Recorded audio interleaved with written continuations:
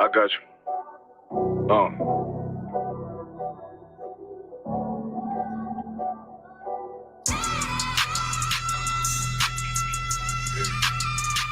Let it vibe real quick. Look. The city eyes, it's time to vote God. My God, a real nigga, cause he wasn't no flaw. Posted on the corner like a watchdog. Family secure, got that shot in the closet by the mob ball. Fuck what they heard, when tell them it's all true. Be cautious, that foundation falls till you fall through. They gon' fall. Look, I keep this shit 50 times two. Ain't no more heart in this game, I'm John Q. Colder than an avalanche, way above average. Fierce taste sweet, told him make me an apple tree. Left us in the valley full of bones, this where hope found. Child become a man, dark sands get broke down. Riding through Evans to a mall quad, telling me how the crackers turn his childhood to a ghost town. Poker stop, nigga, I lay that game down. I feel his pain, cause nothing is the same now. Let my light shine like heaven through a rain cloud. Glock have a fit like my child, no tangent. Try to warn them niggas, we bear arms like tarantulas. Them mother niggas rap, I make anthems. I really seen prophets under this banner. Make my enemies bow down on camera. Told my design I wanted black and white like a panda. I'm better than that nigga that sunk dirty to handle. Look, I move like a Brazilian, precious cargo, spirit Asian, but I got a new semi-auto. Wave that bitch around like where's Wardo. Sleep if they won't, I cut through they Z's like I'm Zorro. Pay me for his name, so I gotta keep that steel clutch. Trust me, I'm not what you think. I squeeze till it click like Dorothy when the heels touch. The world got me dumb, I don't feel much. Ride with Yara, just left the state bridge. Looking for a bitch better than Baby's kid. Remember I dropped Quiet Storm, I've been gone ever since. Still in the field, fuck them niggas on the fence,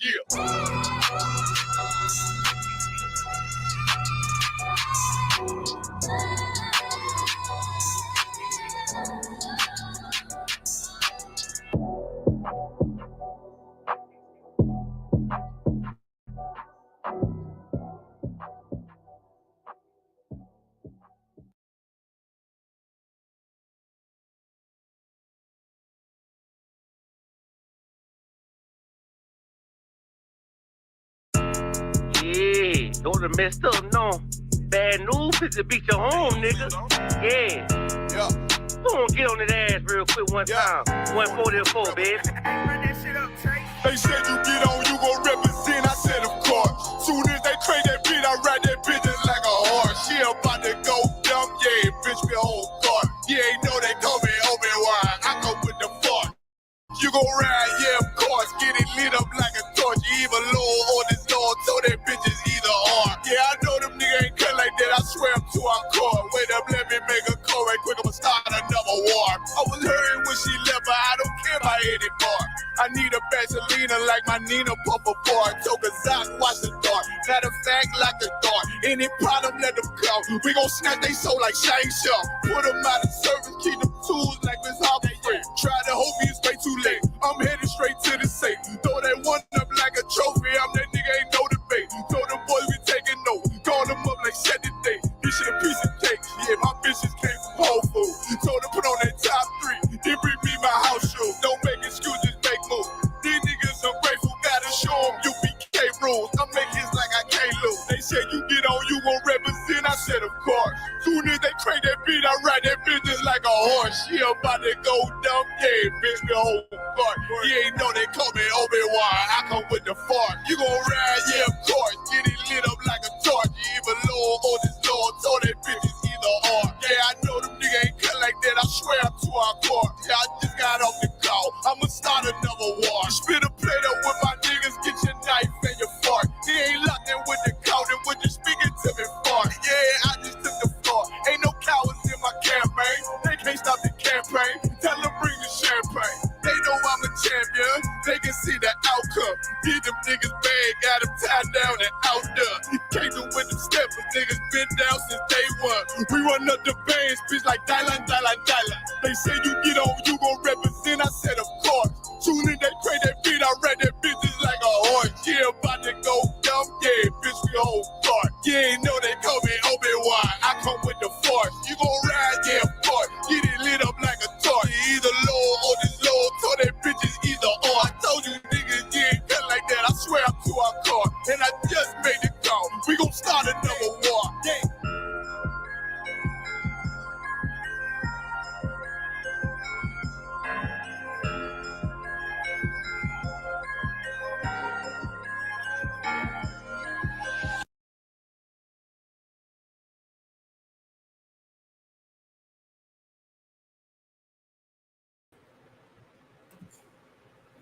Hey, Shalom Israel. Yabashim Yahshai Barakatham to the brothers. Yahweh Thumb Bashim Yahshai to the sisters. I'm Priest Officer Parag holding down the Wednesday law class for the ISUPK coming out of Arizona. All right, if you're watching online, you can see at the very bottom of the screen our class location 12416 North 28th Drive.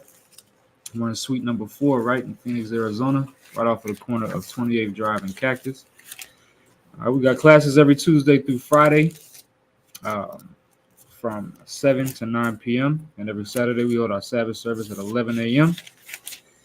All right, so today we'll be going into, right, we're going to go into some history of Israel, right?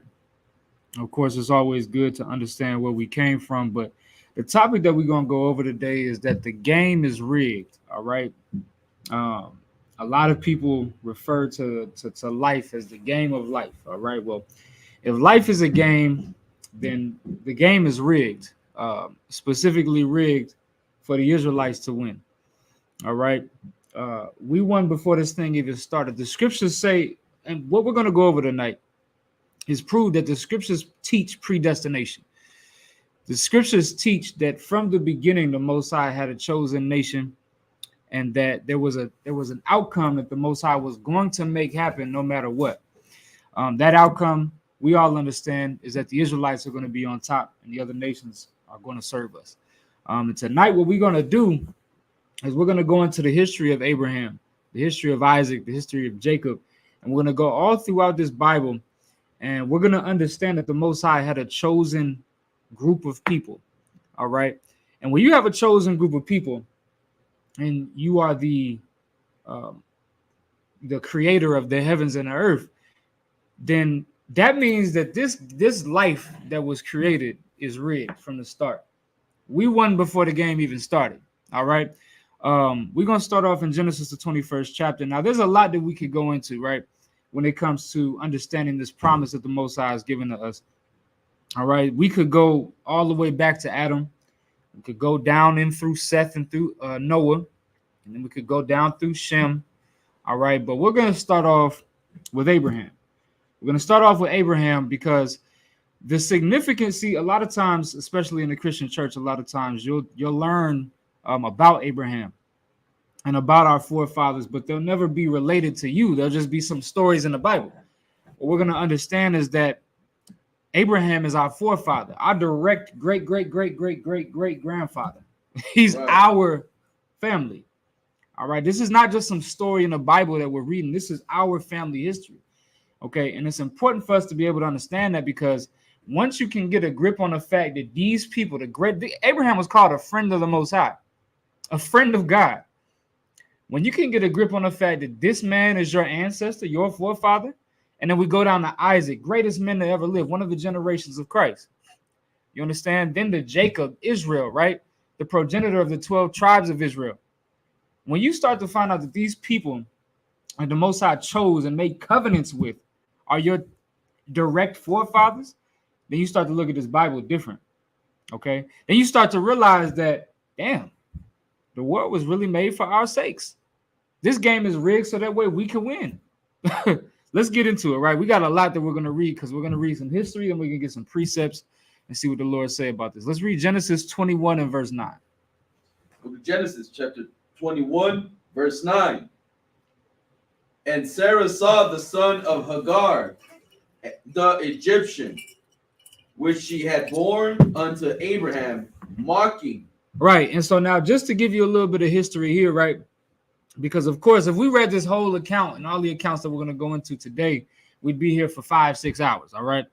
But for the sake of the class, Sarah was Abraham's wife. Okay. She is the progenitor of Isaac and goes on down. We'll get all of that in just a minute. But then also, Abraham had another wife, Hagar, all right, who was a bondwoman, which was, the progenitor of Ishmael, all right. And Sarah, it says, Sarah saw the son of Hagar, the Egyptian, which she had born unto Abraham, mocking, all right. We're going to see this little bit of contention here, and the so-called New Testament talks about this a bit too, right? But let's keep reading verse 10. Verse 10. Wherefore she said unto Abraham, cast out the bondwoman. It's like, cast out this bondwoman and her son. Now, where does this woman get off telling her husband what to do with his other woman and his son. What's wrong with this woman? What's wrong with Sarah? We're going to find out that Sarah was actually in the spirit of the Lord when she said this, right? Sarah was in the spirit of the Lord when she told her husband, get rid of that woman and the son that was born to you, but of that woman, right? We're going to find out that she was in the spirit when she said that, right? Keep going. For the son of this bondwoman shall not be heir with my son, even with Isaac. Right. This sister, Sarah, she understood that, she understood that Abraham's seed was going to be blessed. All right. When we go into the scriptures in Genesis, we find that the Most High promised Abraham's seed to be blessed, that his seed would be like the sands of the sea. All right, he'd be the father of many nations. That's what his name means. Abraham, it means father of many nations. Okay. So Sarah understood that whoever the chosen seed line of Abraham was going to be the heir of this promise, the heir of this covenant. That's an important thing. This sister understands that, right? So she's telling them, get rid of that other woman and that other boy that you got. All right, because I don't want them with my son Isaac, who is the heir of this promise and this covenant, right? Keep going. Verse 11.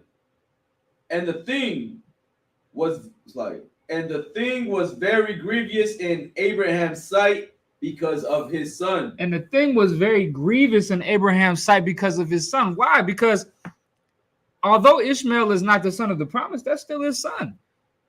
You understand? So he's looking at that like, damn, you telling me to get rid of my son and get rid of my other woman? It was grievous to him, right? Keep going. Verse 12. And God said unto Abraham, let it not be grievous in thy sight, because the lad, because of the bondwoman, and all that Sarah had said unto thee, hearken unto her voice. Damn, the Lord said, listen to your woman. Keep going. For in Isaac shall thy seed be called. See, there was wisdom in something. If you could hold for me, we're going to come back to Genesis, but if you could hold for me, Romans the 9th chapter. There was wisdom in what Sarah said. You understand? And that should just go to show you that us as so-called Hebrew Israelites, or us as Israelites, right? You know, we don't oppress women. So many people look at us like we just hate women. No, we love women. And we go into our records. These are our family records. And we go into our records and find noble women who are smart and wise, just like this sister Sarah. You understand? We just celebrated Purim a couple months ago. I think it was last month, right? Which was all about a sister in the Bible. Like this Bible gives us our history and our records. And there are some smart sisters. This sister Sarah was very smart because she had the wisdom of the Lord. Ishmael was not the son of the promise. Okay, and that bondwoman had nothing to do with the promise. Okay, so the Lord had to come because Abraham is grieved and he's vexed in his spirit, right? And the Lord had to comfort him and say, don't be grieved in your spirit because of the lad or because of that bondwoman, that other woman that you got. Because what Sarah said to you, listen to her. Because Isaac, your seed is going to be called. Meaning Isaac is your chosen son. That's the son you need to worry about. If you could give me Romans 9 and 7. Book of Romans, chapter 9, verse 7. Neither because they are the seed of Abraham are they all children. But in Isaac shall thy seed be called. Right, Paul, and what you'll notice about Paul, this is Paul's epistle to the Romans. He always quoted the so-called Old Testament. And he said, neither because they are the seed of Abraham, that don't mean they are children. Understand that Abraham was the father of many nations. He was also the father of the so-called Arabs, the Ishmaelites. Just because you're the seed of Abraham, don't mean that you are the children of the promise. You're just the children of the flesh, but the children of the promise, the scriptures say, in Isaac shall thy seed be called. Give me verse 8. Verse 8. They which are the children of the flesh. They which are the children of the flesh. Go ahead. These are not the children of God. These are not the children of God. The children of the flesh, meaning, yeah, they come from Abraham, but they not the children of the promise. Guess who comes from Abraham? Ishmael, the Arabs. They're not the children of the promise. They're not Israel. They're not Isaac. Right. Guess who comes out of Abraham? Esau. But they're not the children of the promise. They're not the children of the covenant. They're the children of the flesh. So Paul is saying, just because you're the children of Abraham, don't mean that you're the children of the covenant. You're the children of the flesh. You're not the children of God. Ooh wee, what a cut. The game is rigged. They lost before they even had a chance. We're going to read in a minute that before Esau was born, he never did nothing wrong or right. But it was accredited to him that he's going to be the one that's on the bottom, and the Israelites are going to be the one that's on the top. Before he was even born, that decision was made for him. And that's something that we have to understand. Remember, the whole point of this class is to teach and to prove, hey, Shalom, to teach and to prove that this game of life is rigged. We won before the game even started. Right. All right, let's keep reading the end of verse 8. End of verse 8. But the children of the promises, but the children of the promise are counted for the seed. No, if you could go back to Genesis 22 for me. The children of the promise are counted for the seed. So what do this mean? Understand something, right? When the scriptures say the children of the flesh, it's like, yeah, these children did come out of Abraham's loins. You understand? He created these children with his seed. But that don't mean that these are the children of the promise. And see, this goes to show and to prove. This is in the Old Testament and in the New Testament. We read it all throughout the Bible. We're reading it right now in the book of Romans in the so-called New Testament, right? We read that just because you are the children of a man beloved of God like Abraham, that don't mean you're the children of God. That's the biggest cut to anybody that's going to tell you we are children of God. No, the hell we ain't. That's not what the Bible says. The Bible don't say that we are children of God. You have to be chosen to be a child of God. Right. People take being a child of God too goddamn light. You're playing with the term a child of God. That's a spit in the face to the Most High. All right, let's read Genesis 22 and verse 1. Book of Genesis, chapter 22, verse 1. And it came to pass after these things that God did tempt Abraham and said unto him, Abraham.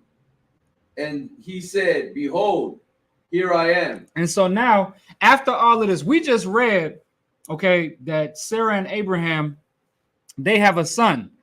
They have a son called Isaac. And in Isaac shall the seed be called. Well, now we see the Most High, after all of that happening, remember, this is Genesis 22, right after the 21st chapter where we just read, Abraham was told by the Most High, don't be upset about Ishmael and about Hagar, because in Isaac shall your seed be called. He was just told in the chapter prior to this, right, that Isaac was his chosen seed line. Okay, yes, Isaac was his chosen seed line. Right. All right, now we see that the Most High is about to tempt Abraham. Keep going. Verse 2. And he said, take now thy son, thy only son Isaac. Thy what? Thy only son Isaac. Why is the Lord doing this? The Lord is saying, now take thy son. This is the first thing I want to focus on here. The Most High is referring to Isaac as Abraham's only son. Why is he doing that? We just read in the chapter before this that that Abraham had another son. He had other children beside Ishmael as well. So he had other children, but why is the Most High calling Isaac Abraham's only son? The reason why is because that's the only son that the Most High recognizes. We're going to get into some scriptures and precepts tonight that's going to show that the Most High only recognizes the children of the promise. Every other nation and every other group of people is spittle to the Most High. That's what we find out. And this is a perfect example of it because the Most High is referring to Isaac as Abraham's only son when Abraham clearly has more sons. But just like Paul said and Paul quoted, in Isaac shall thy seed be called. All right, keep going. Right. Whom thou lovest, and get thee into the land of Moriah. All All right, now let's go down to Genesis, the 25th chapter. I just wanted to read that real quick. That's Isaac. Now, remember that I said this in the beginning of the class, right? That for us to go through all of this history of the Most High's chosen lineage, it would take a very long time because you have Adam down through Noah, through Shem, Abraham, Isaac, Jacob. It's a lot of different points that we can make here. But I want to focus on Abraham, Isaac, and Jacob. All right. So now we're going to skip down to Genesis, the 25th chapter. We're going to continue on in this holy lineage, right? We went from Abraham to Isaac. Now we're going to go from Isaac to Jacob. That's what we're going to read now. All right. And this is going to solidify and really drive home the point that this game is rigged. All right. Before it started, it was over. Give me Genesis 25 and 20. Book of Genesis, chapter 25, verse 20. And Isaac was 40 years old when he took Rebekah to wife, the daughter of the Bethuel, the Syrian of Padanaram, the sister of Laban, the Syrian. So now we just getting some backstory, right? We're talking about now Isaac is a grown man. He's 40 years old, right? And he goes and he lays with Rebekah, makes Rebekah his wife, right? Give me verse 21. Verse 21. And Isaac entreated the Lord for his wife because she was barren. And the Lord was entreated of him, and Rebekah, his wife, conceived. Now we find out that they trying to have a baby. A lot of people have been through this, right? You try to have a baby with your woman, but your woman will not have that baby. All right. Will not get pregnant. Okay. And that was what was happening with Isaac and Rebekah. Isaac is laying down with Rebekah and she's just not getting pregnant. And he wants to have children. We know this because we understand that this lineage had to go down. Okay. Isaac was carrying that holy seed. He trying to bring it forth. He trying to have a child. Okay. And so he prayed to the Lord, which is what you should do if you were ever in a situation like that. Pray to the Most High, and the Most High may be entreated of you, like we see with Isaac. Right. Okay. And Rebekah conceived. She finally got pregnant. All right. Verse 22. Verse 22. And the Lord, and the children struggled together within her. And she said, if it be so, why am I thus? Right. So now the children, so she pregnant, and now she become pregnant with twins. Okay. And so now the children are fighting inside of her belly. And she's saying, if it be so, meaning this is a blessing. It's a blessing because her being pregnant is a blessing because she wasn't supposed to get pregnant. She was what the Bible calls barren, which means she wasn't supposed to be able to create any more. To have any more children or have any children at all. And so it was a blessing for her to become pregnant. But she's saying, damn, these kids are fighting in my belly all day. I'm having terrible cramps, terrible pains. So she like, if this is a blessing, then why do it feel like this? This feels more like a curse than anything, right? Give me verse 23. Verse 23. And the Lord said unto her, 2 nations are in thy womb. And this is the separation that so many people seem to forget about. All right. 2 nations were in Rebekah's womb. Go ahead. And 2 manner of people shall be separated from thy bowels. And in her womb, there were 2 manner of people, 2 different types of people. And 2 different types of people she was going to push out. All right. Go ahead. And the one people shall be stronger than the other people. And the elder shall serve the younger. Now, this is prophetic. Understand? Remember, all of this is spiritual. All right. Even when we go back to the fact that the Lord only recognized Isaac as Abraham's son. All right. All of this is spiritual. It's not carnal. It's not physical. Because if you think about it, why else would the Lord only recognize Isaac as Abraham's son, even though he had other children? This is a spiritual thing. All right. So now this is prophetic. All right. Which is a class in and of itself. You understand? But this is talking about Esau and Jacob. All right. And the 2 nations that were going to come out of Rebekah are going to be polar opposites, mortal enemies. All right. Esau is the enemy to Jacob. Jacob is the so-called blacks, Hispanics, and Native Americans. And Esau is the so-called white man, the so-called European. Right. All right. And they are mortal enemies with one another. All right. And that's what this prophecy is about. That's why ever since the womb, they were struggling and fighting against each other, because that was a prophetic nature. All right. Which you find all throughout the Bible, right? But let's keep reading. Give me verse 25. Verse 25. And the first came out red all over like a hairy garment. And they called his name Esau. All right, now this is Esau, right? This is the first one, which tells you what? This is the elder child. Well, we just read that the elder shall serve the younger. What does this mean? This, once again, this being a prophecy, this means that Esau is going to serve Jacob. Okay? When you go all throughout this Bible, you begin to find out that these two mortal enemies in the end time, when the Most High sets his kingdom up on earth, Esau, the Edomites, are going to be serving the Israelites. Right. And this was before the boy was even born.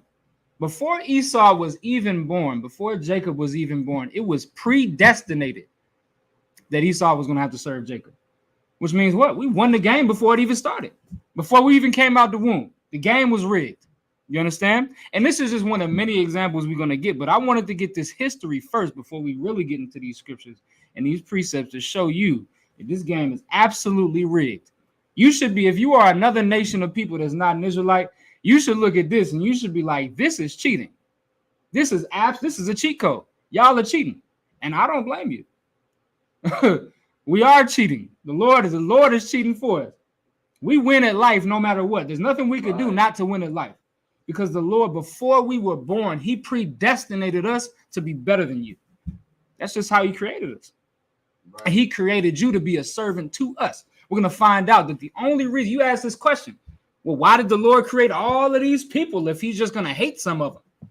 Well, he created the rest of the people that he hates to serve the people that he doesn't hate. Right. He created you people, you other nations, you people that are not Israelites. He created you to serve the Israelites. He created you for our pleasure. Let's keep reading. We'll get all of that. We'll get precepts for that in just a minute, but let's keep reading. Verse 26. And after that came his brother out, and his hand took hold on Esau's heel, and his name was called Jacob. And Isaac was 80 years old when she bare them. All right, 80 is 60, right? So Isaac was 60 years old. Now, what we see here is this ongoing struggle, right? And this also plays into a number of prophecies that you find in the Bible that talk, especially when it talks about the fact that that Jacob took hold on Esau's heel. Okay, we find that in the scriptures. That's a prophecy. Okay, of course, and Jacob, Yaquab in the Hebrew means supplanted. We're gonna find out where he gets that name from. Okay, just skip down a couple verses to verse 27. Verse 27. And the boys grew, and Esau was a cunning hunter, a man of the field. Right, Esau was a cunning hunter, a man of the field. Right, which there's more prophecy that's involved with this. This definitely a manifold scripture. It goes into how Esau is the devil, just like that serpent. All right, who was a beast of the field, who was a cunning and subtle beast. It's the same way that Esau was, because they're one and the same. Right. All right. Keep reading. And Jacob was a plain man, dwelling in tents. And Isaac loved Esau because he did eat of his venison. Right. So now, Isaac, which is the father of Jacob and Esau, he actually loved Esau, which I want y'all to understand the spirit behind this. It's very spiritual. Okay. Isaac loved Esau, which is the child that we find that the Lord hates. We find that. We're going to read multiple scriptures that say that. We see in the prophecy that the Lord got to hate Esau. Okay, but Isaac loved Esau. And it says because he did eat of his venison. Now, this is going to play into the story. But, Esau, he was good at cooking the venison. He went out. He was a hunter. All right. Isaac loved him some good meat. He loved him some good venison. So that boy went out and he killed that venison, came back, cooked it right on up, and it was, it was his father's delight. He liked the way he cooked. All right. But once again, we'll see how that plays into the story in just a minute, right? Keep reading the end of that verse, end of 28. But Rebekah loved Jacob. But Rebecca loved Jacob. All right. See. Now we're gonna see how this plays into this story. All right.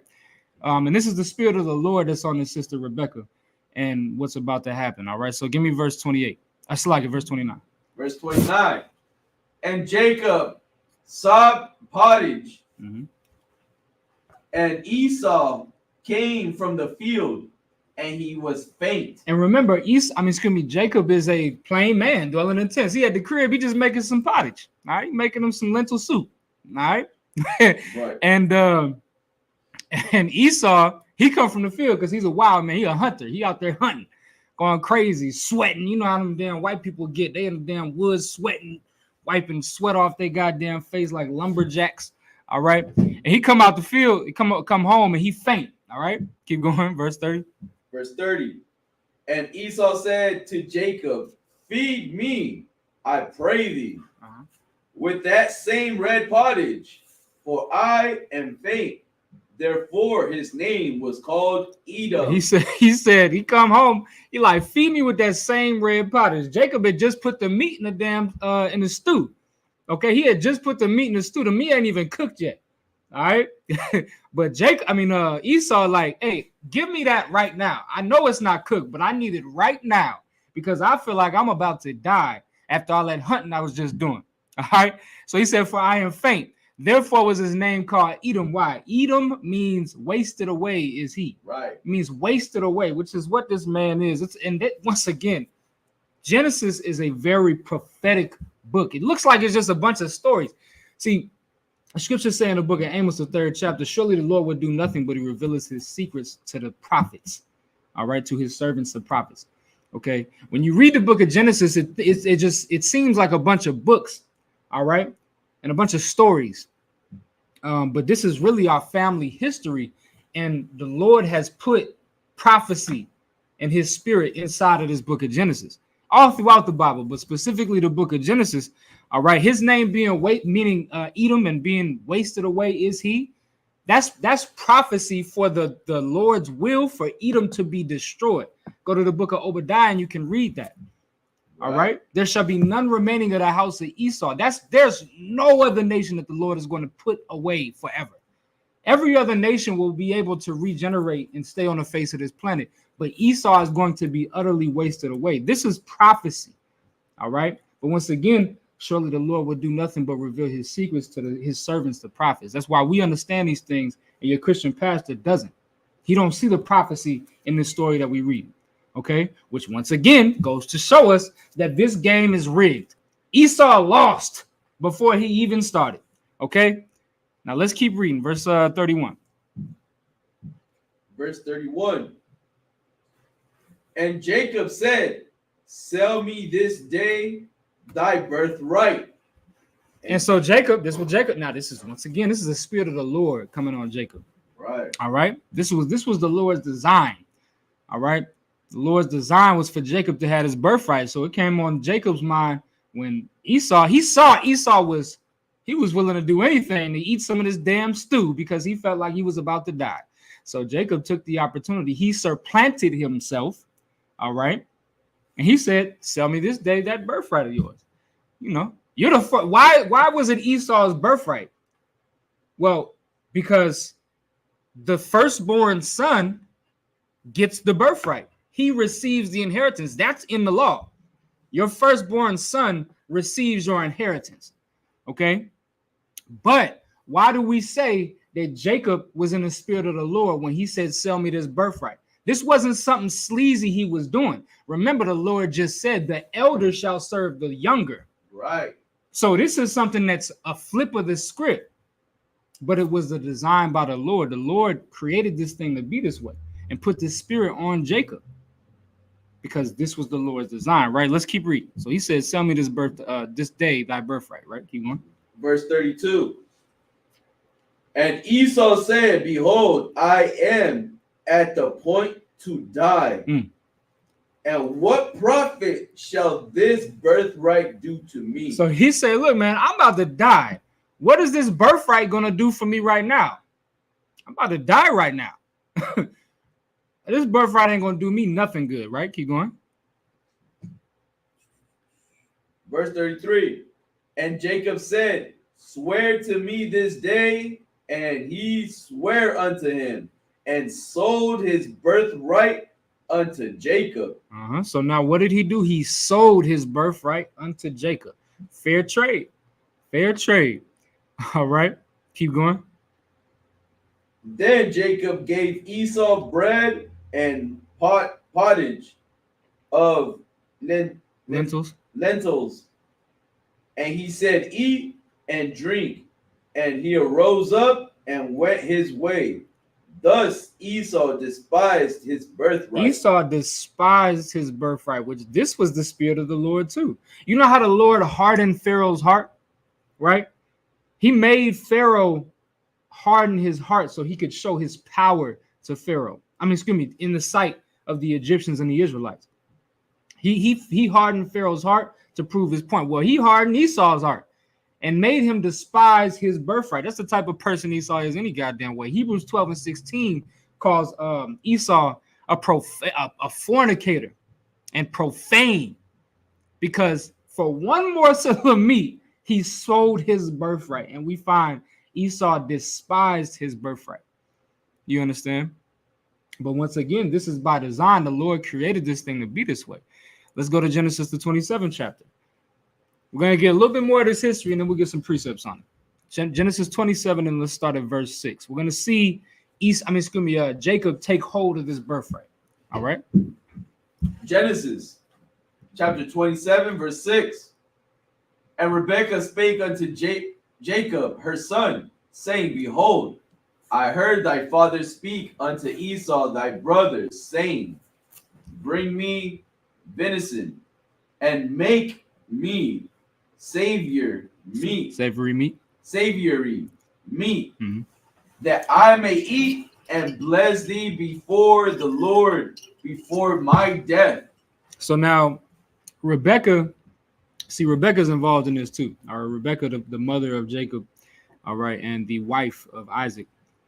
She's involved in this too, because once again, we see that Rebekah loved Jacob, and she was given that prophecy, all right, and revealed by the angel of the Lord that really this birthright belongs to Jacob. She was the one that this was revealed to. Okay, and so now she's devising this plan with Jacob. She's saying, look, I just heard your father. Now Isaac at this point, he's old and he's damn near going blind. This is what happens when you get old. All right, when a lot of people get old, you start to lose your vision.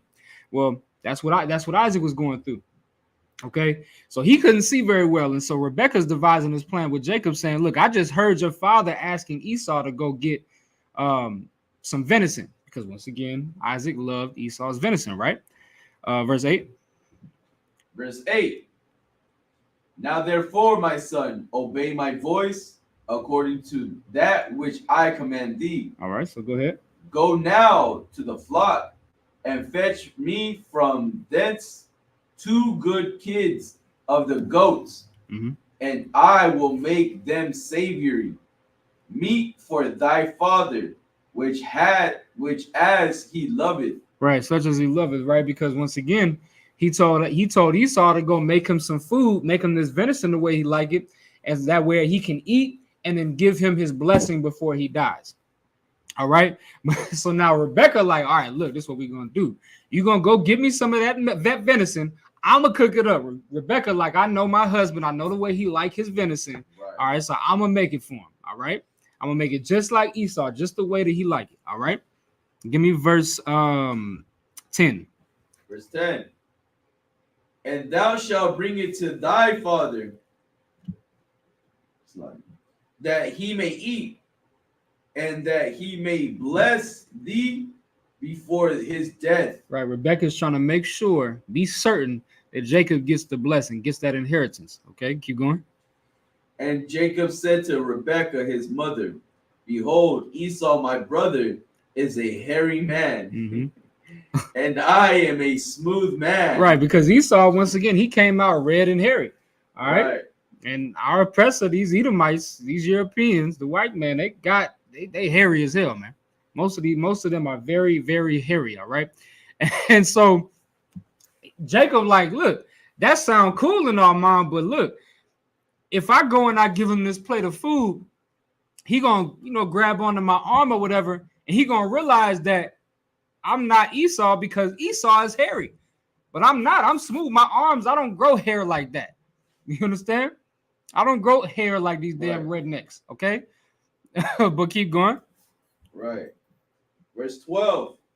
My father, peradventure, will feel me, and I shall seem to him as a deceiver. Right. So now he's saying, look, he gonna know it's not Esau. He gonna know it's me trying to trick him. He gonna look at me like a deceiver. Keep going. And I shall bring a curse upon me, and not a blessing. He like, I'm not gonna get a blessing.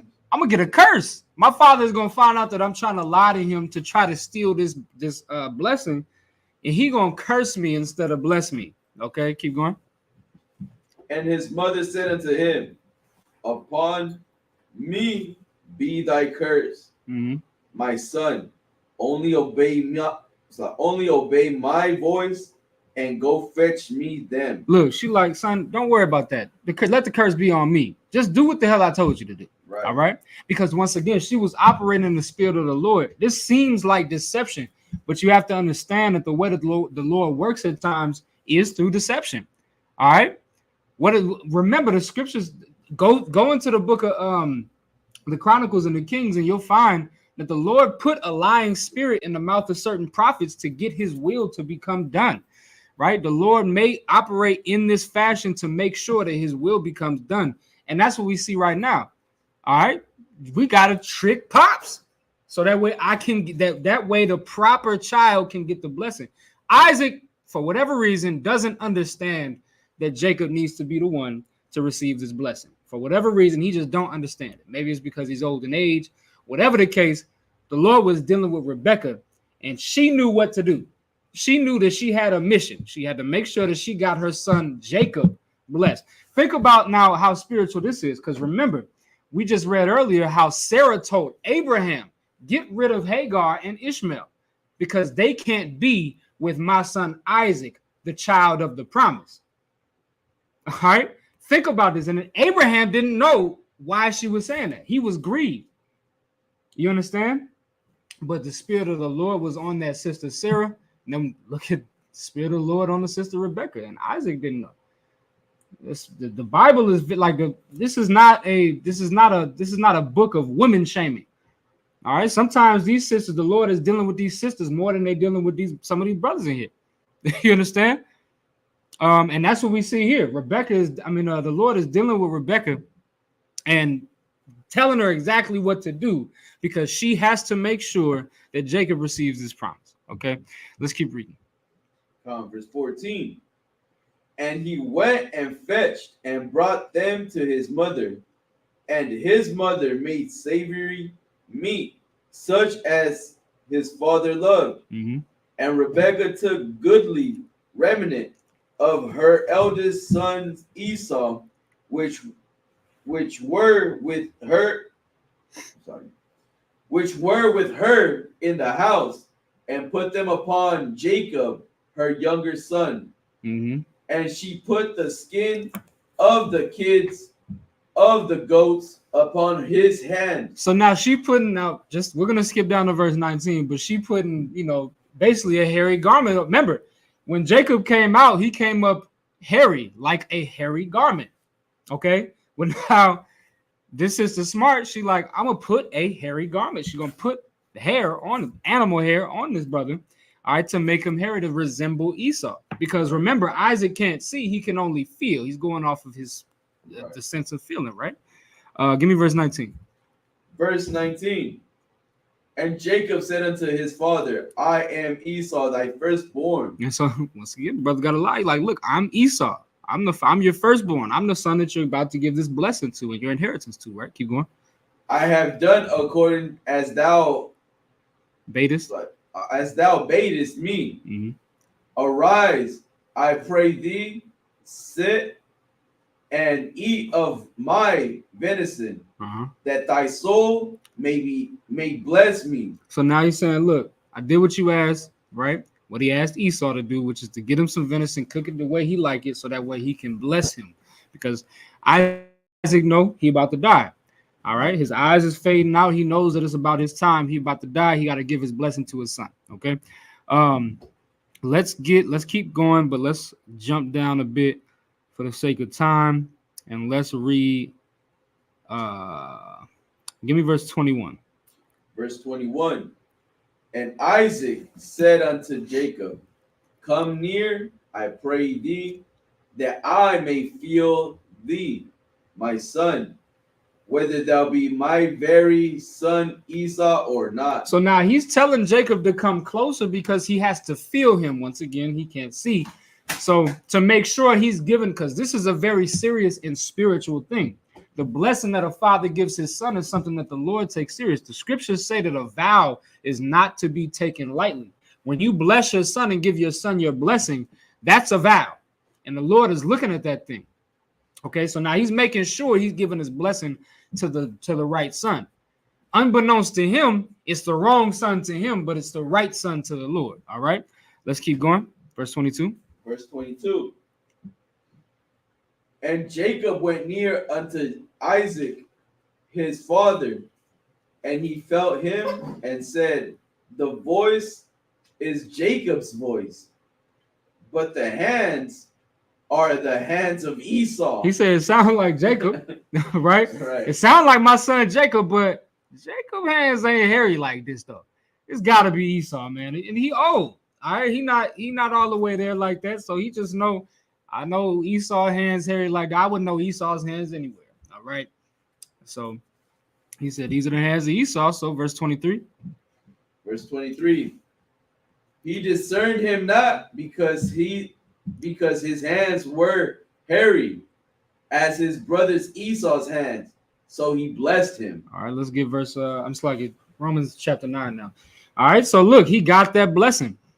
You understand? He supplanted himself into getting that blessing. But once again, this was of the Lord. The game is rigged. It wasn't nothing Esau could do about it. This is the way it was going to happen, one way or the other. Okay, it's just the way that the Lord designed it. And you know what? Like the scriptures tell us that there's nothing that we could do to stop the plan of the Most High. So whether it happened this way or it would have happened another way, it don't matter. The Lord was going to make sure that Jacob received that blessing one way or the other. But he used these sisters. These sisters, listen, the Lord will use these sisters. He used Sarah, all right, to tell Abraham to get rid of that woman and that Ishmael. And then he used Rebekah to put Jacob in a position to receive the blessing that was rightfully his, but he had to supplant it. He had to be a little deceptive to get what the Lord had already promised to him. All right, because because Isaac didn't fully understand it. Now, we're going to go to Romans, the 9th chapter, because remember, all of this is designed by the Most High. The Lord is the one that is making sure that these things are happening. So Esau was playing the losing game from the beginning. Right. All right, all of that stuff that happened was orchestrated. The Lord orchestrated Esau to be in that field all day without no food and water, and then to come home and just so happen that Jacob is cooking that stew. All right. And to put the spirit on Esau to despise his birthright so that way he'll sell it to Jacob. The Lord did that. The Lord was behind that. He orchestrated these things. Okay. So now we're going to read Romans 9 and 11. Romans chapter 9, verse 11. For the children being not yet born, neither having done any good or evil, that the purpose of God according to the election might stand. According to the what? According to the election. According to the election. You understand? The children wasn't even born yet before the Most High made his decision. And I want y'all to understand that it wasn't just when Rebekah became pregnant that the Lord had made this decision. We're going to find out through these precepts that we're getting ready to read that before the earth was created, before the heavens was created, the Lord had chosen that spirit that goes into Israel before everything. The Lord had chosen the children of Israel before they were the children of Israel. That spirit he had chosen to be his chosen lineage, his chosen people, the people they was going to give the promise to. All right. So the children wasn't even born yet. They never did no good or evil.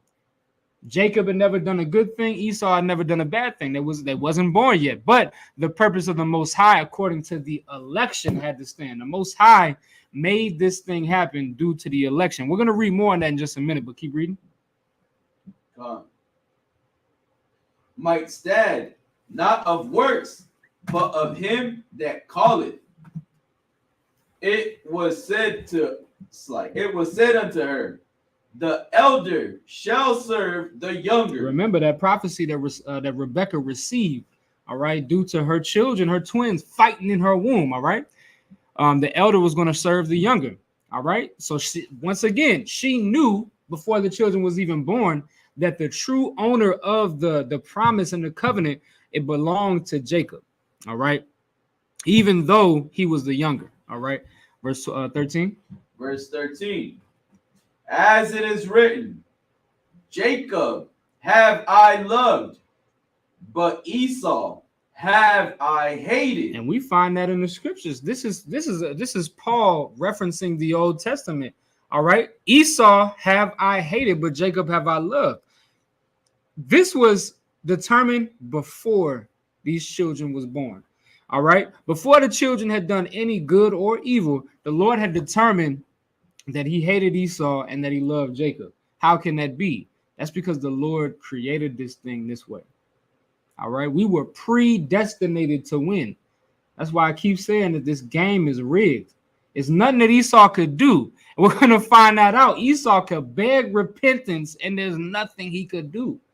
It was prophesied already. Go into the book of Obadiah and we find out that it's prophesied that there shall be none remaining of the house of Esau. They're gonna dissipate. They're gonna be exterminated, eradicated. The Edomites are. You understand? And that's by the design of the Most High. We have to understand that because once again, this is predestinated. I want y'all to it's not something that we can change. When people come up against us, when we teach these things on the street, they mad at us like we came up with this. We just happy that we Israel and not Esau. But we just telling you what the Bible is saying. This is nothing. Ain't nothing we can do about it. Right? Let's keep reading. Verse 14. Verse 14. What shall we say then? Is there unrighteousness with God?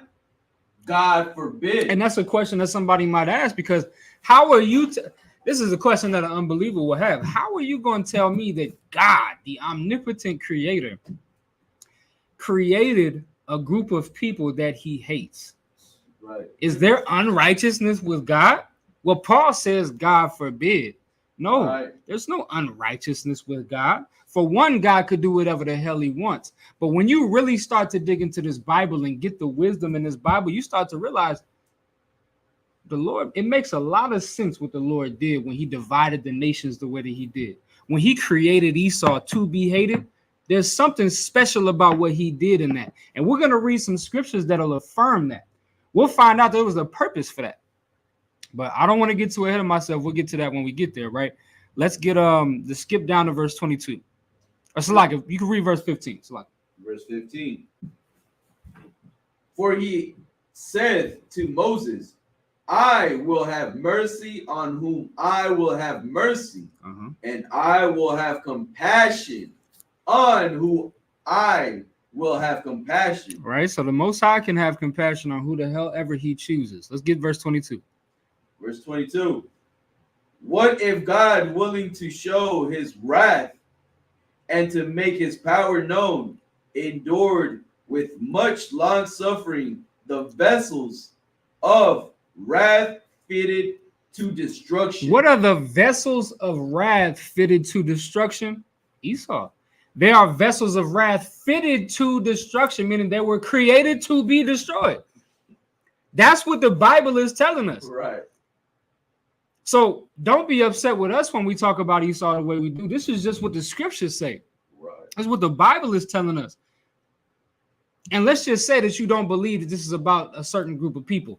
It still is telling us that the Lord has created a vessel to be destroyed. There is some people out there, whoever the hell this is talking about, that the Most High created to be destroyed. We just understand the Bible, so we know it's talking about Esau.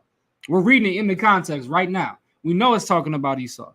Right. He created them to be destroyed. Vessels of wrath. But once again, I told y'all we was going to read it and understand why would he do that? It's in the same verse that we just read. What if God, willing to show his wrath and to make his power known, endure with much long suffering the vessels of wrath fitted to destruction? He did this. He created these people to be destroyed with long suffering, because he could have destroyed them a long time ago, especially all of the things that they're doing to us in America, the things that they've been doing to us for the past 400 years. And then well before that, if you go back into this Bible, you go into the history of how much the Edomites and the Amalekites hated us, all the terrible things that they did to us. Oh, man, you understand? The Lord could have put them to death way back then, but with long suffering, he endured them just so at the end, he's going to put them all to death just to show his power and his wrath. That's why he created them. And it makes perfect sense to me. That's what he did with Pharaoh. You understand? With Pharaoh, he hardened Pharaoh's heart, made Pharaoh feel like a goddamn god. Like this God Yahweh that you serve, Moses, he can't beat me. He give me one plague after another, and I won't give up, because guess what? I feel like I can beat him. That's what Pharaoh believed. And the Lord put that on his heart. That wasn't just because Pharaoh in his own mind believed that. The Lord put that belief in his mind. Who the hell in their right mind would see the things that Pharaoh saw and said, no, I can beat that God, being a mortal man?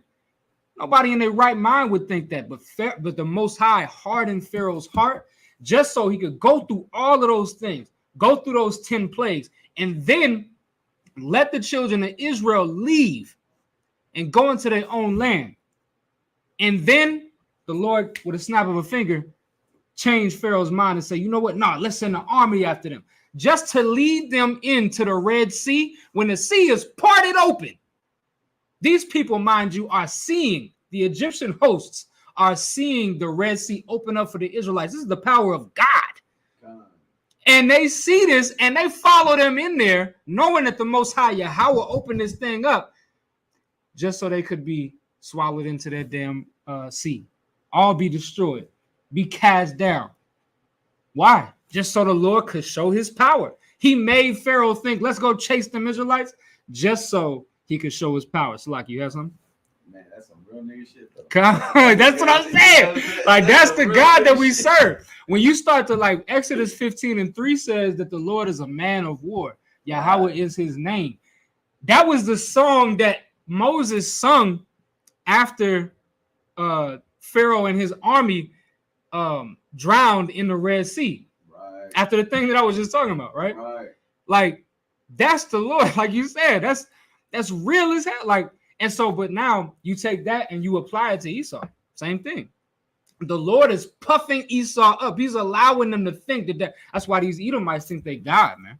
They think they're God. That's why you got Bill Gates trying to change the weather. He got that damn weather machine. He's creating clouds and changing the weather system. You understand? Making it rain, making it clear. You understand? You got all of these cats. What's the dude named Elon Musk sending all these damn SpaceX ships up into the damn into the sky, into space. Right. Like, these people believe that they God. Even in the book of Isaiah, the 14th chapter, it talks about these New Age Babylonians, which are really the Edomites. It talks about them thinking that they're God. They're going to ascend up and be above the Most High. The Most High, like the scriptures say, that the pride of thine heart hath deceived thee. That's in the book of Obadiah as well. Their pride has deceived thee. They think that they are God. They think they're up here. And the Lord is doing just like what he did with Pharaoh. The Lord is causing that. He's causing them to think like that just so he could show that wrath, so he could show his power, just like he did with Pharaoh. That's the Lord. And that's something that's going to go down in history, just like the Exodus went down in history because of the way the Lord did that thing. He was so theatrical with it. Well, that's the same way that the Most High is going to deal with these Edomites. It's going to be something that goes down in history forever. But let's read verse 23. We'll get even more on that. Verse 23. And that he might make known the riches of this world, and that he might make known the riches of his glory, the vessels of mercy. Who are the vessels of mercy? The Israelites. That's the whole this Esau and Jacob thing is the whole Bible. Why do you think Genesis, the first book of the Bible, which Genesis Barashiath, meaning the beginning, it shows the struggle and fight between Esau and Jacob. This whole thing is spiritual. This is our arch nemesis, is our evil twin brother. Right. You understand? And so he's showing us the vessels of wrath fitted to destruction, that he might make known the riches of his glory on the vessels of mercy, which are the Israelites. It says, which he had afore prepared unto glory. All right, that's what you have to understand. This whole thing that's happening it's just theatrics. It's the Lord showing his power in a way that's theatrical to make it big and grand. You understand? And it's something that's going to go down in history forever. All right, it was written for a time for our learning, and now we're living through it, and the Lord is going to make this thing, what we're reading about, shortly come to pass. Let's go back to Romans, the 8th chapter. So we're just going to go back a chapter, because I want to read something, because I kept using earlier the term predestinate. All right, a lot of people see, as Israelites, we believe, especially because, of course, we believe in this Bible, right? We believe in predestination, which means we believe that there is no such thing as free will. There's nothing that we can do to change the course of the Most High's plan. Okay, so we don't believe in free will. Anything like me teaching this class right now is not something that I decided to do. The Lord put it in my spirit to do this. Anybody that comes through these doors, the Lord put it in his spirit. Somebody that doesn't believe this truth, the Lord put them in that spirit to not believe. Okay, that's what predestination is. So we don't believe in anybody having free will. What this also means is the fact that I mentioned this earlier, there is nothing that Esau can do to get saved. You understand? Like when Edomites come up, like let's say we'll be at camp and we'll be teaching the same thing we're teaching right now, that there is no mercy for Jacob. I mean, not for Jacob, that there is no mercy for Esau. All right, that they will not be saved. The other nations won't be saved. Ain't nothing that we can do about it. In other nations, they'll come up to us and they'll say, well, what is there, is there a way around this? Is there something? Because they hearing their fate and they want to know, is there something that they can do to stop this from happening? And we got to tell them, look, the most that you could do to maybe receive some mercy is to give all of your riches to the ISUPK, donate to this priesthood, and maybe the Lord might have a little bit of mercy on you. But in the end, the Lord is going to do what he said in these prophecies. Right. Ain't nothing that you can do to stop it. You might be able, your death might be a little quicker, but the Lord is still going to put you to death. Okay, there's nothing that we could do about it. Ezekiel 35 tells us that that Esau they got to die. Right. Cut off forever. They got to be cut off forever in the book of Obadiah. Like, it's nothing that we could do about that. So, this is just what it is. So once again, we're talking about predestination, but that's in the Bible. Let's read it. Romans 8:29.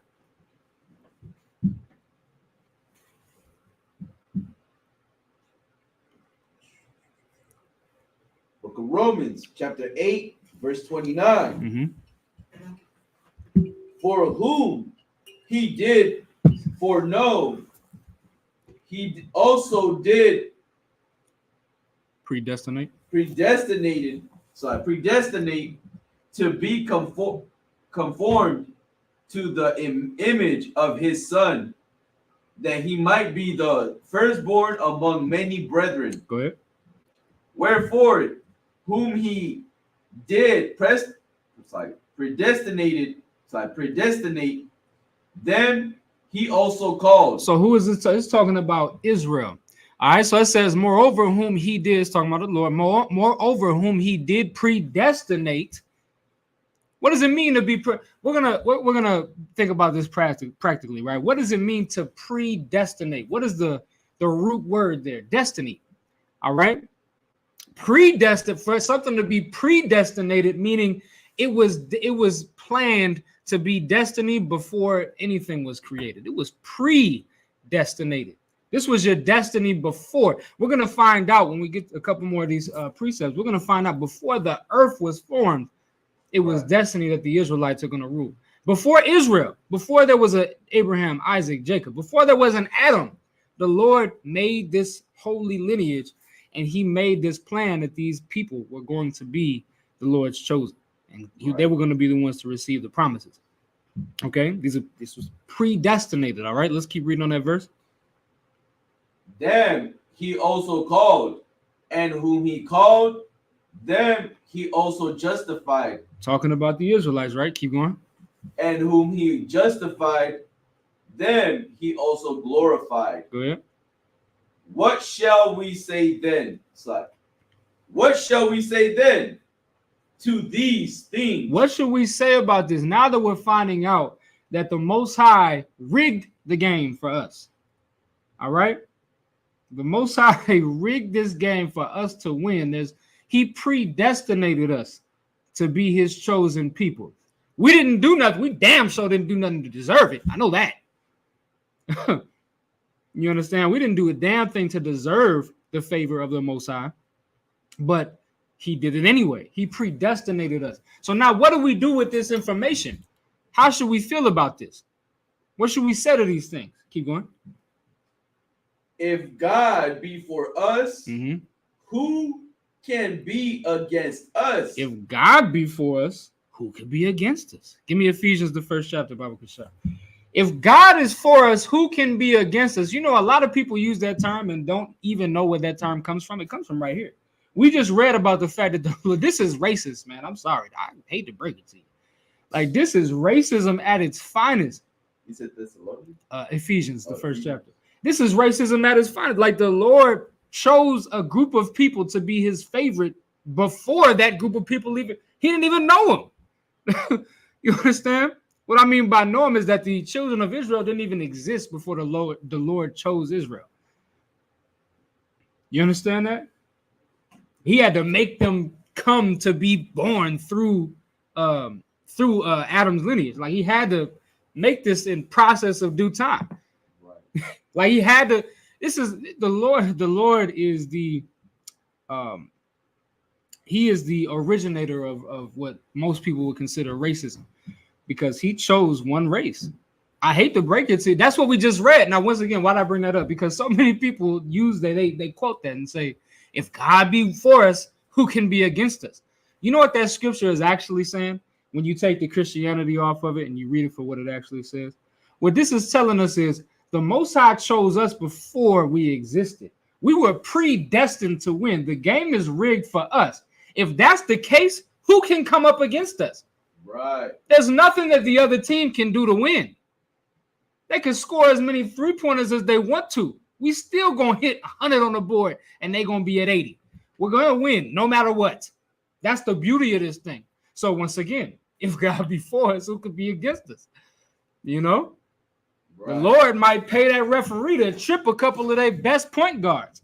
That referee he gonna put his foot out, and the point guard, they star shooting guard is gonna trip and break his goddamn knee. That's what the Lord gonna do. He rigged the game, man. Go ahead, it's like the ref is paid for it. Right, the ref is paid for it. You understand? Think about it, right? Now, what I just said ain't far-fetched, right? Because look what Rebecca did. Right. The Lord put that spirit on Rebecca. She lied. And then she had her son deceive Isaac. That's just how it is. The Lord would do those types of things. He'll pay the referee, man. You understand? All right, let's read that. Ephesians 1, and then let me see what I want. So lock in. And verse 4. Ephesians chapter 1, verse 4.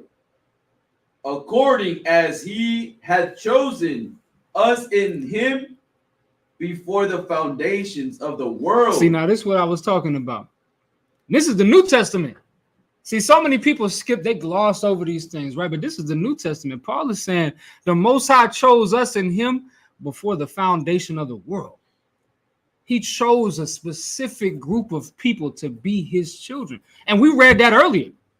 We read that in the book of Romans, that just because you're the seed of Abraham don't make you children of God. You have to be through a specific lineage. All right?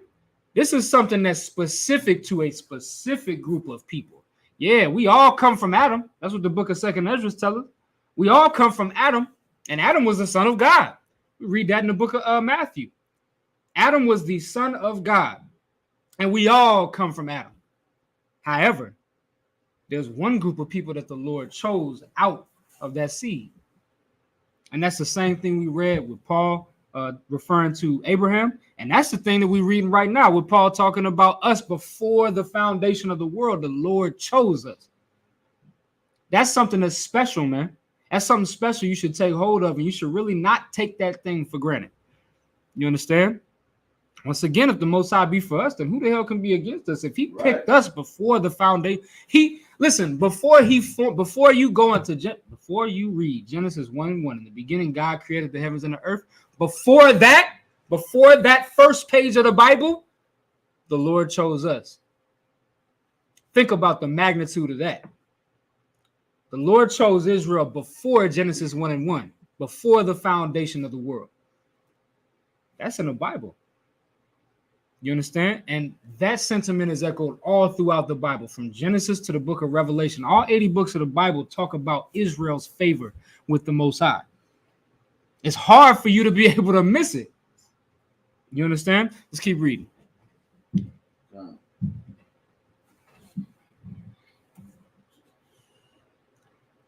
That we should be holy and without blame before him in love, having predestinated us unto the adoption of the children by Yahushua Mashiach to himself. Right, the Lord predestinated us unto the adoption of children by Yahushua.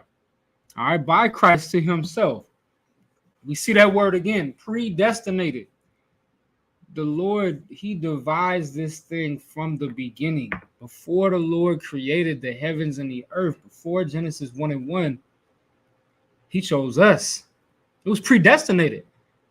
The game is rigged, man. Keep going. God, according to the good pleasure of his will. And why did he do it?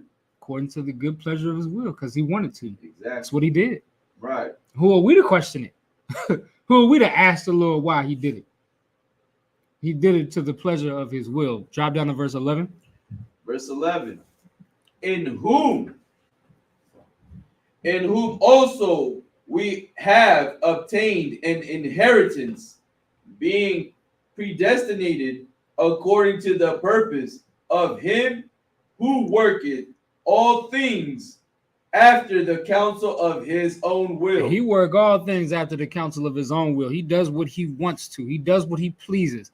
And let's see that word again. We were predestinated according to the purpose of the Most High. Let me get 2 Ezra 6:54 real quick. I want to something I quoted earlier.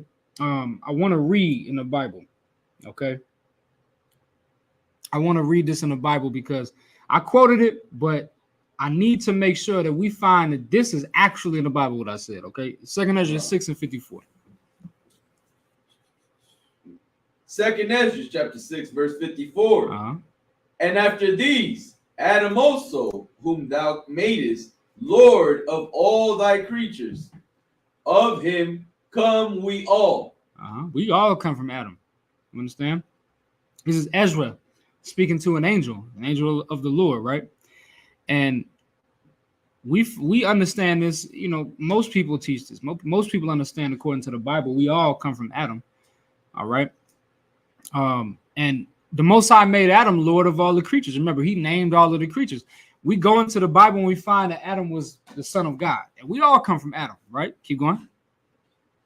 And it's like, yeah, the people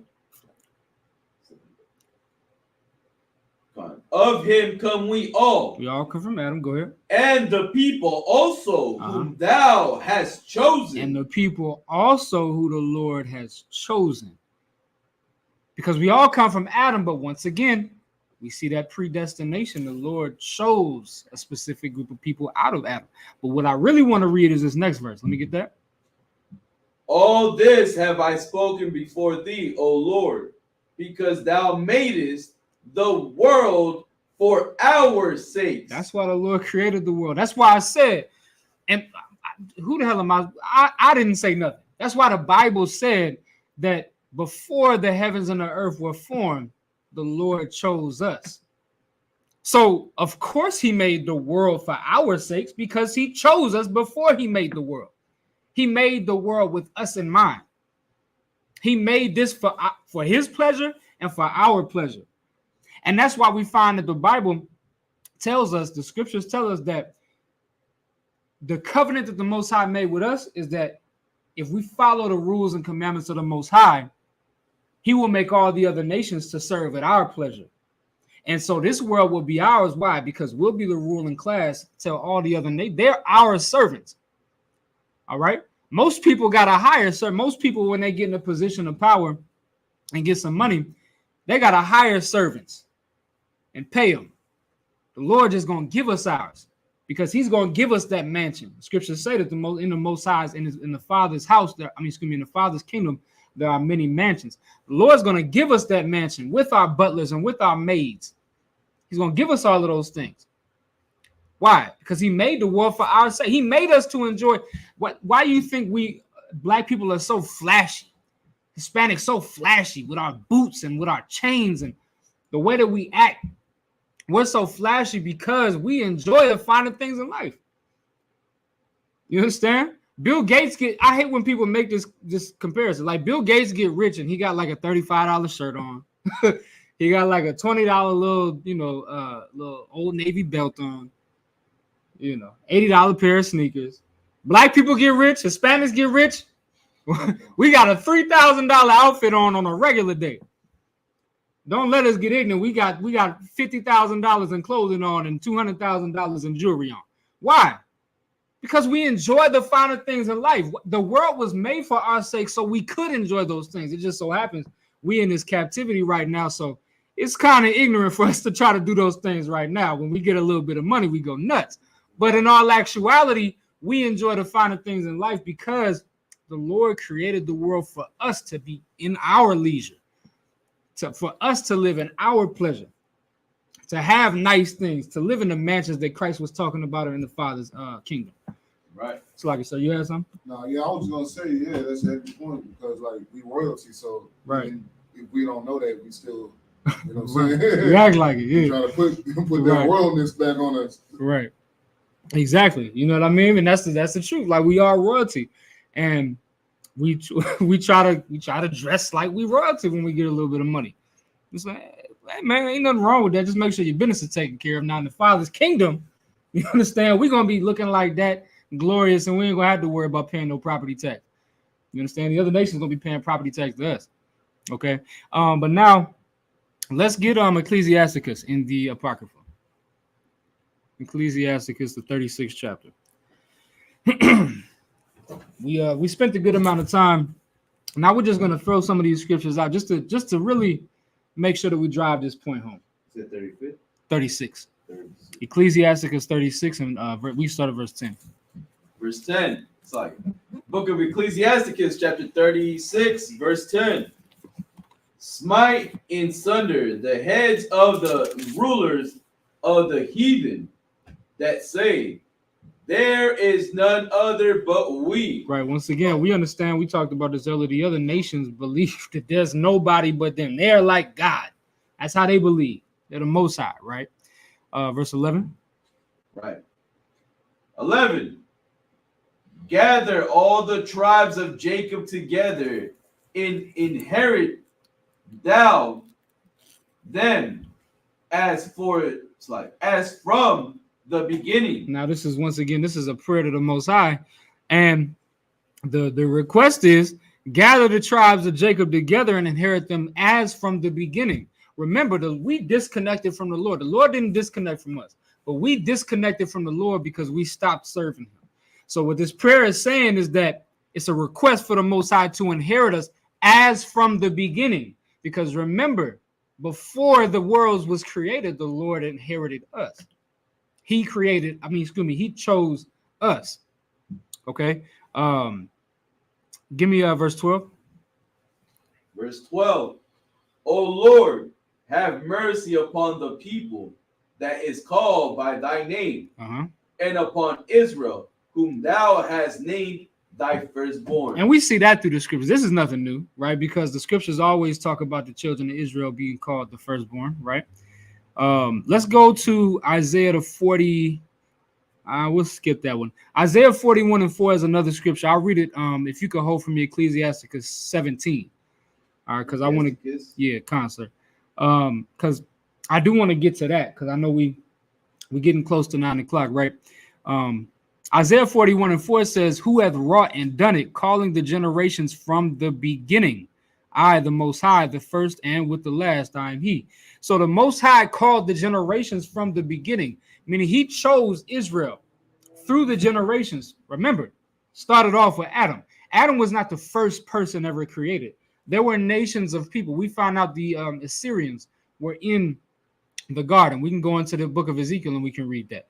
All right. Many other nations was in the garden, but Adam was created on the seventh day, and he was the chosen seed of the Most High.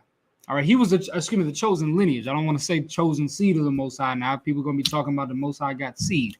All right. He was the chosen lineage of the Most High, and down from him came Seth, and then you have Noah, Shem, down to Eber, Abraham, Isaac, Jacob, down to the 12 tribes of Israel.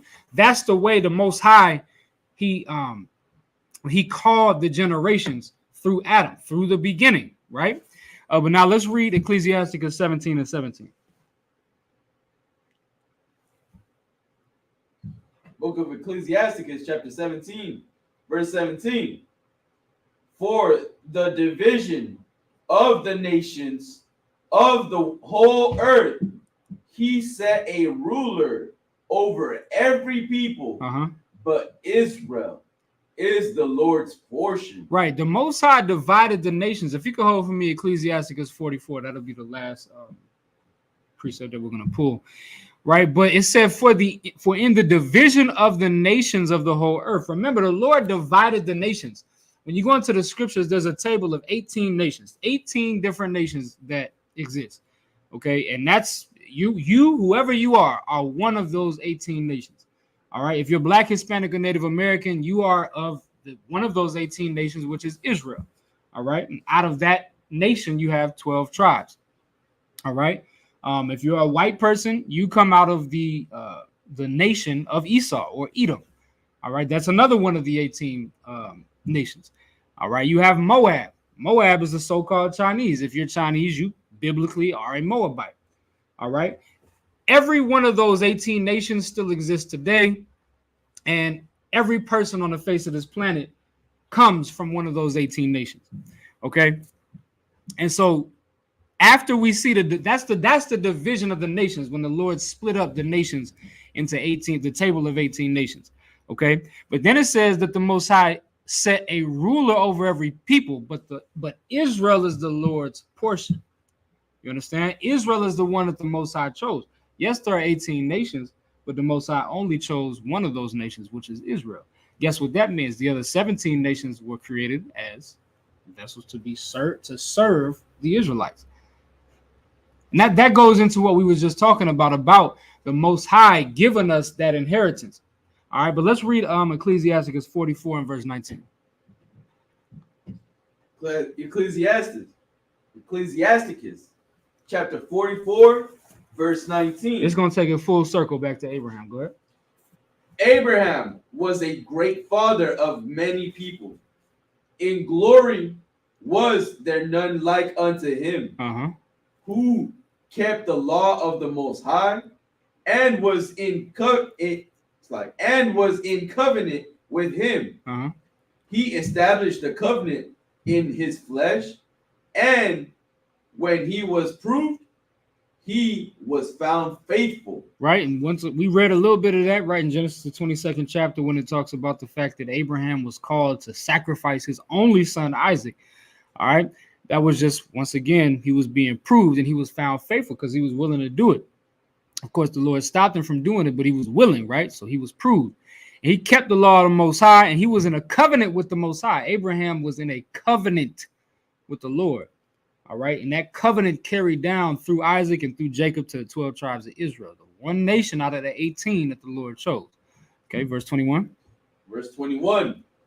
Therefore, a son, assert him by an oath that he would bless the nations of his seed, and that he would multiply him as the dust of the earth. And remember, we talked about that earlier, right? The Most High told Abraham if he followed his direction and followed his order, he assured him by the oath that he would bless the nations in his seed. Even the scriptures tell us that in Israel, all of the nations that bless us will be blessed. All right. But then you go back to the promise and the oath that was given to Abraham, his seed will be blessed.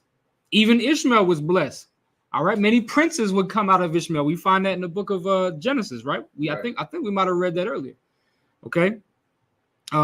Esau was blessed with the sword. Okay. So many nations came out of Abraham and were blessed. Many of the Shemitic, or what modern day people would call Semitic nations, are blessed. East Indians they're Shemitic. They're Elamites. Okay, they come out of the lineage of Shem, and they're blessed. That's where your doctors. I mean, they're very base people, but a lot of them that come to America, they blessed. You get your doctors and a lot of them people. All right, then you got them on the left hand side that's doing them scamming calls. But anyway, point being is that many of these nations, I mean, shoot, let's just put that to the side. They got their own country. Right. You understand? Their own landmass. Okay. And many of them do. China. Right. China is Moab, right? Moab is Shem. Okay. So, once again, like I said, many of these nations will be blessed. Right. But keep reading. Con. It's like in middle of verse 21. And that would multiply him as the dust of the earth and exalt his seed as the stars, and cause them to inherit from sea to sea and from the river unto the utmost part of the land. Right. So now when you talk about Abraham's seed, specifically, we're not going to talk about just Shem, right? Because Shem is not Abraham's seed. Abraham comes from Shem, right? But if you go down that lineage, Abraham's seed, that's where you get your Ishmaelites, which are your Arabs, which they run the damn Middle East. Okay. Then you got Esau, which runs the goddamn earth. And then, of course, you have Israel, which is the Lord's chosen portion. You understand? And he made those nations, he exalted those seeds as the stars and as the sands of the sea. It's millions, billions of Abraham's seed running around right now. Okay. Keep going. Verse 22. With Isaac did he establish likewise for Abraham, his father's sake, the blessing of all men. Once again, here go this game being rigged again. You understand? With Isaac did he establish likewise for Abraham, his father's sake, the blessing of all men. Remember, the Most High dealt with Isaac too, because he came to Isaac and let him know that he was of that chosen seed. All right. Isaac was of that same chosen lineage. Okay. And of course, this is something that goes back to the beginning of this class, something that we read earlier, right? When it talked about the fact that in Isaac shall thy seed be called. All right. Keep going. Con. The blessing of all men. Con. And the covenant. And make it rest upon the head of Jacob. Upon the head of who? Upon the head of Jacob. That's where that covenant sits. Now, there is no other nation that's in a covenant with the Most High.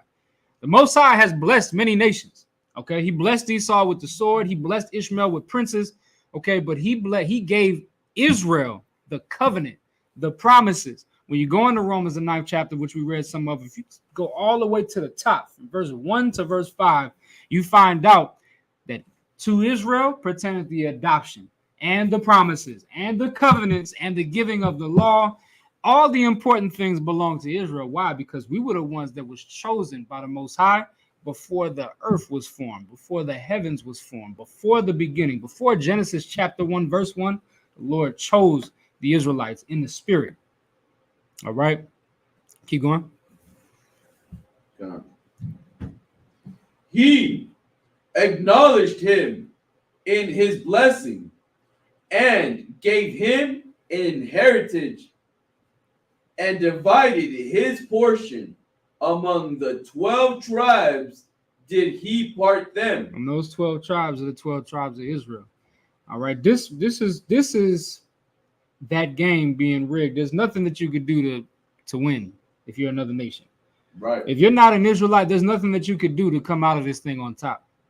The Lord is already, like we read multiple times, time and time again.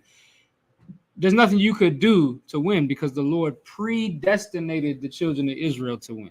The Lord predestinated that in Isaac's seed, in Isaac shall thy seed be called. The Lord predestinated that Esau have I hated, but Jacob have I loved. The Lord predestinated those things. So what should you do if you're an Israelite? What shall we say then? Like what Paul said, if God be with us, if God be for us, then who can be against us? See, there's power in understanding. I said this in the beginning of the class, that this book is our history book. It's our family records, right? And there's wisdom in here and there's spirituality in here, right? You have to understand that when you really dig into this Bible and you start to understand the spirit that the Most High put in this Bible to give to the children of Israel, you take on the spirit of, if God be for us, who can be against us? You start to boast in the Most High. You start to live your life like, I'm going to serve the Most High because I know he made me, like Deuteronomy the 7th chapter and the 6th verse say, he made me above the other nations. He made me to be a king, to be a ruler. The scripture said that the Most High is going to make us a nation of kings and priests. The Lord, the Lord is going to divide unto us lands. You understand? We're going to be ruling on this earth. Right. And when you live your life in the mindset that that's what the Most High has planned for you, who could be against you? Like, that's what you have to understand. There's nobody that can beat you with this game. There's nobody that can beat you. Nobody's going to outscore us. The Lord wins every time. And because we're on the Lord's team, there's nothing that nobody can do to win this game. We're going to come out on top because the game is rigged. All right, with that, I'm going to pass class over to Priest Officer Matazai.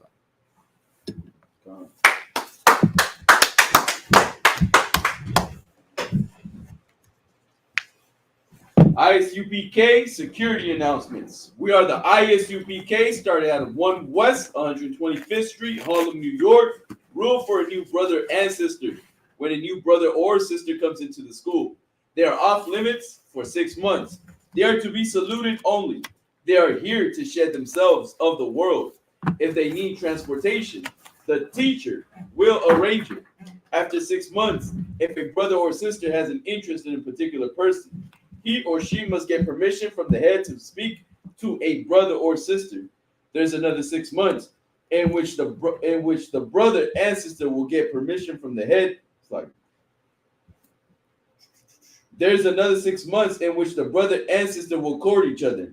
After this 6 months period, the brother and sister will get permission from the head to marry.